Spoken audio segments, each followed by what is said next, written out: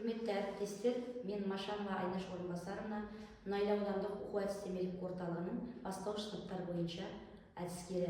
Менің ұсынатын идеям бастауыш сынып оқушыларының жиі көмегімен дайындаған авторлық жұмыстары арқылы оқу сауаттылығын арттыру.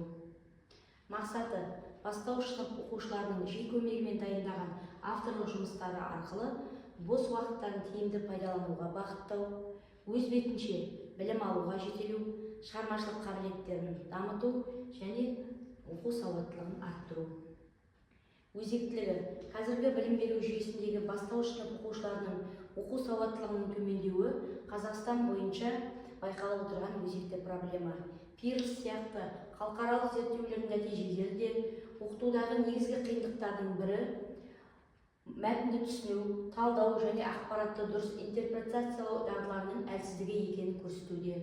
Осы ретте жасанды интеллектті оқу үдерісіне кіріктіру уақыт талабына сай шешімдердің бірі. Жасанды интеллект көмегімен дайындаған авторлық жұмыстары оқушылардың оқу әрекетін жандандырып қоймай, олардың шығармашылық, талдау және мәтінмен жұмыс істеу қабілеттерін арттырады. Оқушы өзіне қажетті деңгейде қызығушылығына сәйкес тапсырмалар арқылы мәтінді түсіну стратегияларын қолдануды үйренеді. Бұл оқу сауаттылығын жүйелі түрде дамытуға оң әсер етеді. Маған кездескен басты мәселе бастауыш сынып оқушыларының айтылым және оқылым дағдыларының төмендеп, тыңдалым мен жазылым дағдыларының қалыптасу деңгейіне де әсер етіп отырғандығы. Негізгі түрткі болған факторым бастауыш сынып мұғалімдерінің жасанды интеллект мүмкіндіктерін пайдалана отырып, әдебиеттік оқу сабақтарында оқытудың визуалды әдісін қолдануы. Менің идеямның ерекшелігі оқушылар жиі көмегімен әдебиеттік оқу пәніне қажетті визуалды материалдарды, интерактивті ойындарды, жобаларды дайындайды. Жүйенің көмегімен дайындауға ұсынылатын авторлық жұмыстың түрлері өте көп.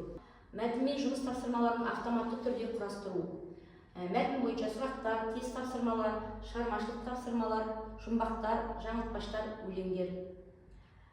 Сөздік қорды байытуға арналған интерактивті ойындар. Мәтінді талдау мен мазмұндау дағдыларын дамытуға байланысты жасалатын авторлық жұмыстар. Оқушылардың шығармашылықтарын дамытуға бағытталған жұмыстар. Оқу пәнінде оқушыларымыздың жасаған авторлық жұмыстарын. Групп бағдарламасы арқылы жасалған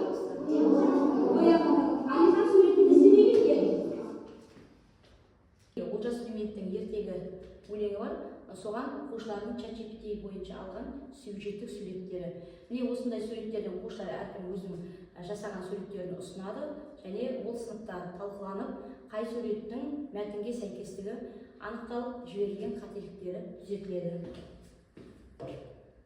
Келесі бір оқушының жасаған сюжетті суреттері осы мәтінге байланысты және бұл жердегі қателік ең негізгі ойына байланысты сурет бұл жерде жоқ. Енді келесі бағдарлама ол суно, ол әдебиеттік оқулықта берілген өлеңдерге музыка шығарып, әуенімен орындайды оқушылар.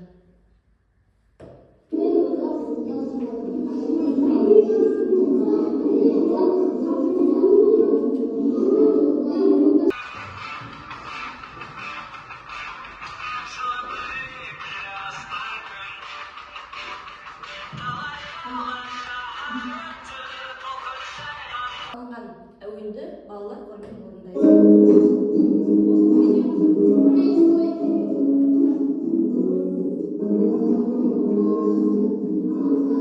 Бұл да әдебиеттік оқудағы «Мен қазақтың баласы» өлеңі.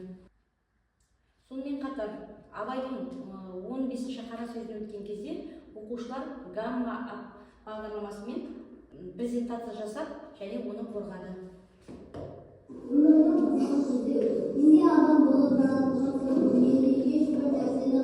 Бір оқушы «Ер қаруы, бес қару» деген осы 4-ші сыныптың әдебиеттік оқулығындағы мәтінге комикс жасады және оның бір қателігі 2-ші бөлімде жер жыртатын соқа туралы айтылған, бірақ оқушы шатасып мәтіннен соққы деп жазып кеткен, және оған басқа суретті шығарып берген ChatGPT. Ол сыныпта талқыланып, оқушы өзінің қателігін жойды. Олжас Сүлейменовтің ертегі өлеңіне шығарған видеосын қысқаша үзіндісін көрсетейік.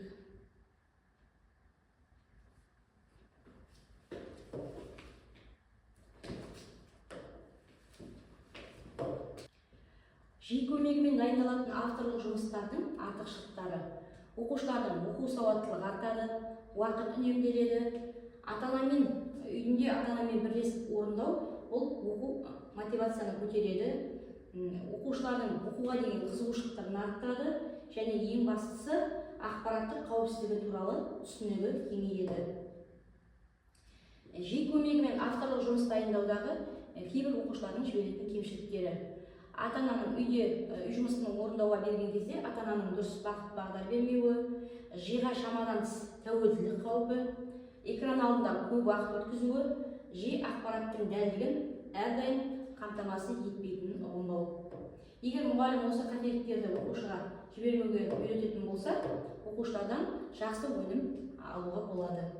Бастауыш сынып оқушыларының оқу сауаттылығын дамытуда жасанды интеллектті тиімді қолдану білім беру үдерісіндегі жаңа деңгейге көтеретін заманауи мүмкіндік.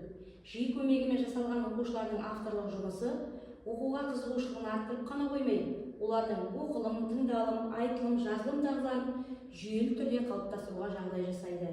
Оқушы жимен әрекеттесу барысында жеке білім алу траекториясын құрып, өз деңгейіне сай тапсырмалармен жұмыс істейді. Бұл оқу үрдісін саралауға және даралауға үлкен қолдау білдіреді. Сонымен қатар мұғалімнің уақытын үнемдеп, шығармашылық тапсырмаларын көптеп жасауға мүмкіндік береді. Назарларыңызға рахмет.